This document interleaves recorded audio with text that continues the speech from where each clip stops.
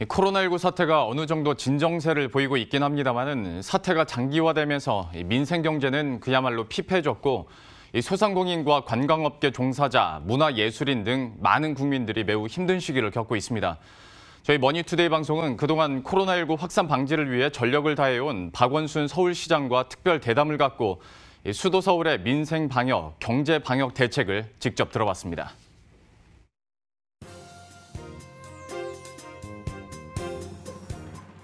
네, 뭐 객관적으로 보면 확진자 숫자가 많이 줄었고 또 그것도 주로 외국 입국자들 중에 생기고 있기 때문에 뭐 큰 불은 잡혔다 이렇게 볼 수 있습니다. 그러나 잠깐의 방심이 아주 큰 또 확산을 불러올 수 있기 때문에 그 우리가 싱가포르나 다른 나라의 사례도 볼 수 있지 않습니까? 그래서 아무튼 지금 이 기조는 또 당분간 가야지 된다. 저는 이렇게 생각하고 있습니다.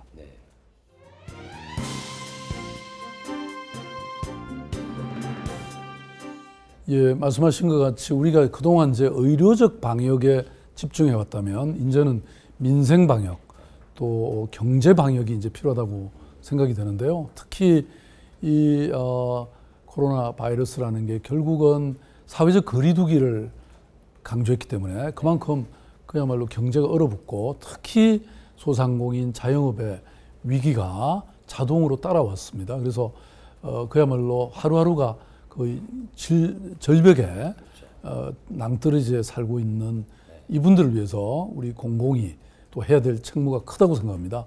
그래서 서울시는 일단은 아주 급한 신용 때문에 부도나고 파산하고 또 폐업할 수밖에 없는 이분들에게 굉장히 빠른 시간 안에 일단 신용을 공급하자. 그래서 지금 거의 6조에 이르는 이런 그 신용을 제가 열흘간의 약속이라고 말씀드렸는데요. 신청한 지 열흘 안에 딱 통장에 돈이 꼽히도록 이렇게 하자. 그렇게 해서 지금 진행하고 있고요.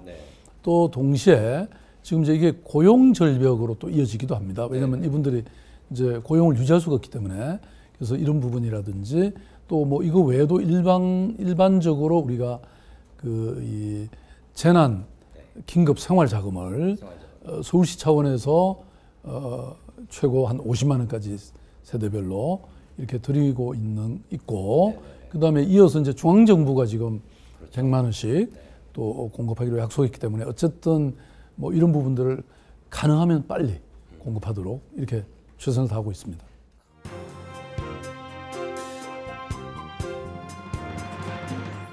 지금 신청하면 뭐 한 여름은 돼야지 나오는 게 본래 예, 이게 시간이었습니다. 이렇게 걸리는 시간을 그렇게 했다가는 정말 당장 목구멍이 포도청인데 이게 용납할 수 없지 않습니까? 그래서 저희들이 다양한 방면으로 연구를 해봤더니 지금 본인이 신청자가 뭐 은행 왔다가 신용보전기금 왔다가 이걸 몇 차례 해야 되는 거를 딱 처음에 한 번만 오면 나머지는 기관들끼리 서로 해서 그 편의를 도모했고 또 동시에 필요한 서류도 대폭 줄였고 그리고 이런 심사 시간을 우리가 줄이기 위해서 또 비상 인력을 투입해 가지고 빠른 시간 내에 접수하고 또 그 신용 심사를 할 수 있도록 이렇게 해서 기존에 몇 달 걸리던 거를 딱 열흘로 단축했거든요. 그래서 앞으로 이제 중앙정부가 이런 제공하는 신용도 앞으로 요 시스템으로 넣으면 저는 가능할 거라고 봅니다. 예를 들어서 서울시는 이제 시금고은행인 지금 신한은행과 우리은행이 있는데요. 이 500개가 넘는 점포를 일선 창구로, 그러니까 전용 서울시 금융혁신 창구로 지정을 해서 그동안 뭐 신용보증기금은 사실 겨우 한 20여 개밖에 안 됐거든요. 그러니까 이걸 엄청나게 늘려서 자기 동네에서 가깝게 이 설치되어 있는 곳을 갈 수 있도록 그렇게 그게 혁신의 주된 내용입니다.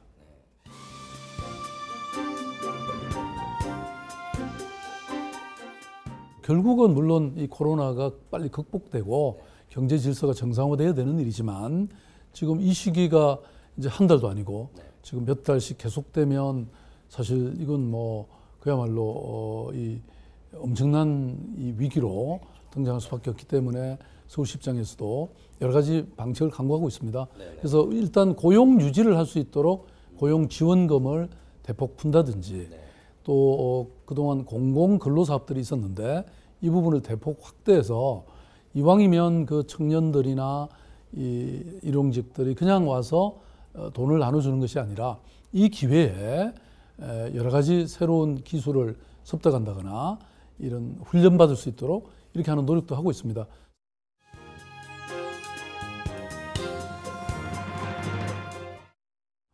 뭐 중앙정부는 여러 가지 사실은 어떤 유동성을 강화하는, 유연성을 강화하는, 양적 완화를 강화하는 뭐 이런 여러 사실 정책이나 수단이 다양한데 지방정부는 사실 그게 없습니다. 뭐 들어오는 세수는 너무나 빤하고 또 더군다나 지금 경제가 이렇게 침체된 상황에서 지방세 세입이 줄어들 게 빤하거든요. 그래서 우리가 할 수 있는 게 이제 그동안에 여러 가지 이 재난기금을 좀 제대로 활용한다든지 또 기존에 세워두었던 이 세출 예산을 구조조정한다든지 또는 뭐 기체를 사실 하는 수밖에 없는데 아직 기체는 하지 않고 저희들이 지난번 그 긴급생활 자금을 지원하는 거라든지 또 앞으로 서울시는 이런 고용 유지를 위한 또 중소기업이나 그 자영업을 위한 이런 쓸 돈을 나름 준비하고 있습니다. 그 서울시는 뭐 잘 아시다시피 제가 취임할 때 보니까 거의 20조 정도의 이 채무가 있더라고요. 그래서 그 채무를 줄이기 위해서 굉장히 노력을 해서 한 7조 정도를 줄였습니다. 그래서 뭐 이렇게 저는 쓰고도 서울은 여전히 서울의 이런 재정 건전성을 유지할 수 있다고 보고요. 그리고 지금 무엇보다도 뭐 시민이 있어야 서울시도 있고 또 세수도 있는 거 아닙니까? 그래서 이럴 때는 저는 과감하게 투입해야 된다 이렇게 생각하고 있습니다.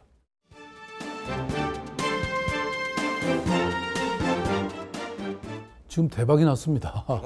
사실은 뭐 그게 이제 제로페이로 주로 사용되는데 제로페이 저희들이 좀 확산을 시키려고 뭐 심지어는 공무원 다 동원해서 그 가맹점 늘리고 뭐 이랬는데 그래서 기껏 이제 일일 사용량이 한 2억 정도 됐어요. 그리고 서서히 늘더니 10억이 돼서 우리가 떡도 돌렸습니다.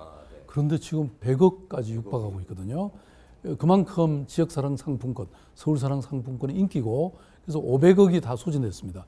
그래서 추가로 지금 800억을 투입하고 있는데요. 이게 주로 이 어떤 온라인 카페에 주부들을 중심으로 이게 15% 할인이 되는 거잖아요.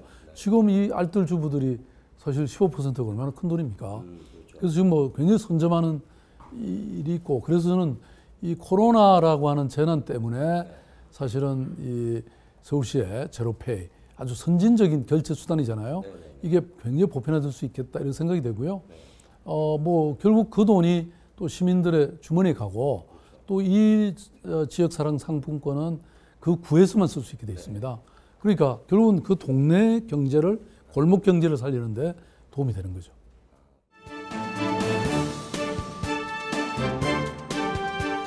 최근에 우리가 이 총선을 치르지 않았습니까? 사실 세계적으로도 이게 정말 이 코로나 시대 때 없는 일이죠. 3천만 명이 집에 나와서 투표소에서 투표권을 행사했거든요. 그래서 이걸 저는 여기 이제 2주 후면 평가가 나옵니다. 실제 뭐 확산이 됐는지. 근데 제가 보기엔 안 됐을 것 같아요. 왜냐하면 다 거리두기라든지 여러 가지 절차를 거쳤잖아요. 그래서 만약에 이런 게 성공적이었다면, 성공적인 것으로 판명이 난다면 저는 우리가 이런 방식으로 차츰차츰 점진적으로 그야말로 코로나와 함께 살아가는 그야말로 생활 방역 체제를 만들 수 있지 않을까 이런 생각이 들고요.